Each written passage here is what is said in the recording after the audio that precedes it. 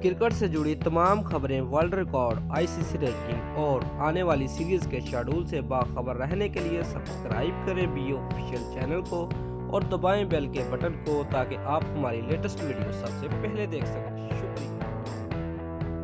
अस्सलाम वालेकुम दोस्तों, मैं हूं मोहम्मद शाहिद और आप देख रहे हैं बीओ ऑफिशियल यूट्यूब चैनल। दोस्तों, वीडियो को लाइक करने के साथ साथ वीडियो को अपने दोस्तों को व्हाट्सएप और फेसबुक पर भी लाजमी शेयर कीजिए।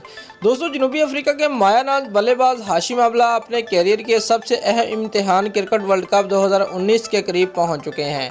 अपनी टीम के सबसे सीनियर खिलाड़ी होने की हैसियत से उनके कंधों पर भारी जिम्मेदारी आयद होती है। याद रहे, वर्ल्ड कप 2019 का आगाज़ माह रमज़ान में हो रहा है और हाशिम अमला एक बाअमल मुसलमान है जो अपनी जिस्मानी और जहनी फिटनेस का राज रमज़ान को करार देते हैं।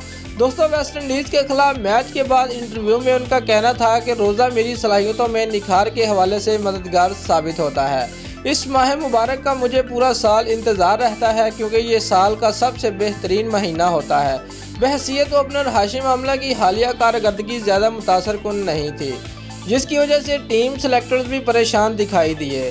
ताहम world cup warm up match में लगातार 2 निसफ सेंचुरियाँ दाग कर उन्होंने तमाम टीमों के लिए खतरे की घंटी बजा दी है।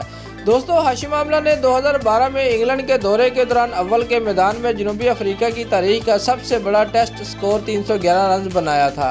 उन्होंने अब तक अपने कैरियर में 174 एक रोज़ा मैच खेले हैं, जिनमें 27 सेंचुरियों की मदद से 49 रन की औसत से 7,910 रन स्कोर किए हैं।